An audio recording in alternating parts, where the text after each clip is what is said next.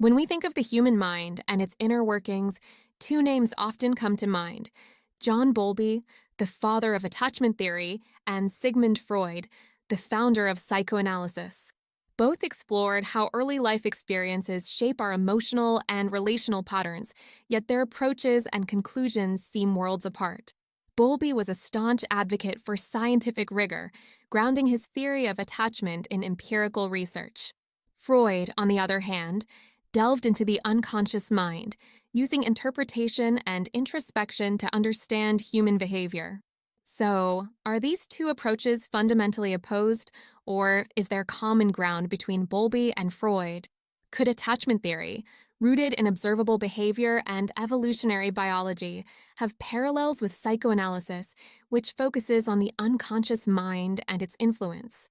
Let's explore these questions and uncover whether these two frameworks complement or contradict each other. While Bowlby is often portrayed as rejecting psychoanalysis, the truth is more nuanced. Early in his career, Bowlby trained in psychoanalysis and was deeply influenced by its emphasis on early childhood experiences. Freud's ideas about how relationships with primary caregivers shape the psyche resonated with Bowlby, especially the concept of the mother as the child's first love object.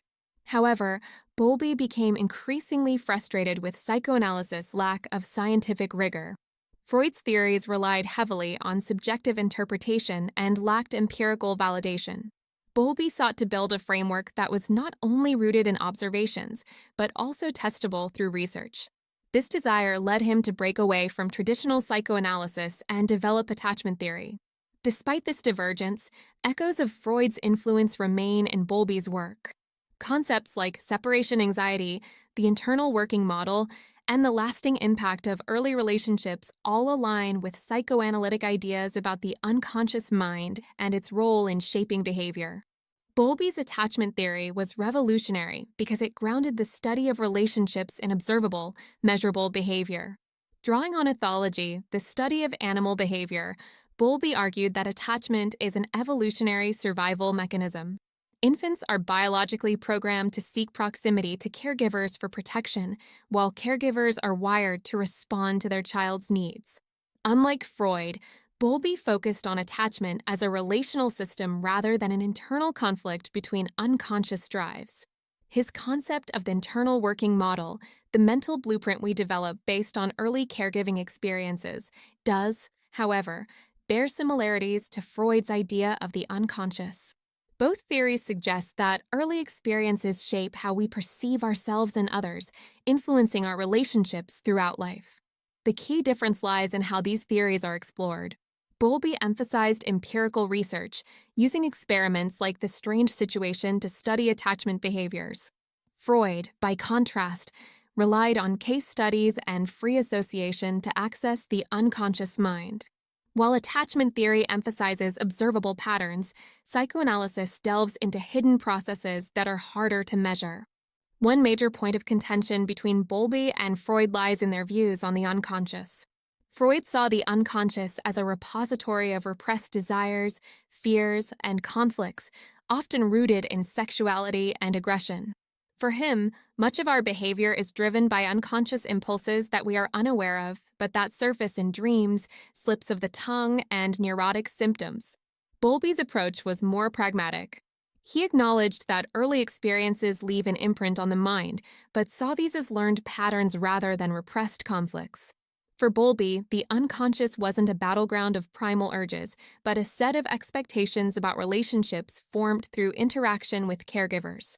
Another key difference is their treatment of separation and loss. Freud viewed loss through the lens of mourning and melancholia, focusing on the internal struggle to detach from a lost loved one. Bowlby, in contrast, studied separation empirically, observing how children respond to the absence of their caregivers. His stages of protest, despair, and detachment provide a framework grounded in observable behavior rather than internal conflict. Despite their differences, attachment theory and psychoanalysis are not entirely incompatible. Both recognize that early relationships play a pivotal role in shaping emotional and relational patterns. They also share an interest in the ways unresolved childhood experiences can influence adult behavior. Some modern researchers and therapists have sought to integrate the two approaches. Attachment-based therapy, for example, combines Bowlby's insights about caregiving with a focus on the unconscious dynamics explored in psychoanalysis. This integrative approach acknowledges that while attachment patterns are learned through relationships, unconscious processes may still influence how we interpret and respond to these patterns. One of the most compelling contributions of attachment theory is its redefinition of the unconscious. Bowlby's concept of internal working models suggests that the unconscious isn't just a repository of hidden desires, but a practical system for navigating relationships. These mental models are formed in infancy and become the lens through which we view the world, often without conscious awareness. For example, a child who experiences consistent caregiving may develop a secure internal working model, believing that others are trustworthy and that their needs will be met. Conversely, a child who experiences neglect or inconsistency may develop an insecure model, expecting rejection or abandonment. These unconscious expectations shape behavior in subtle but powerful ways, influencing everything from romantic relationships to workplace dynamics. While Bowlby and Freud took different paths, their work ultimately shares a common goal: to understand how early experiences shape our emotional lives. Bowlby's attachment theory provides a scientific framework for studying relationships, while Freud's psychoanalysis offers a deeper exploration of the unconscious mind. Together, these perspectives enrich our understanding of human behavior, reminding us that both the seen and the unseen play a role in shaping who we are.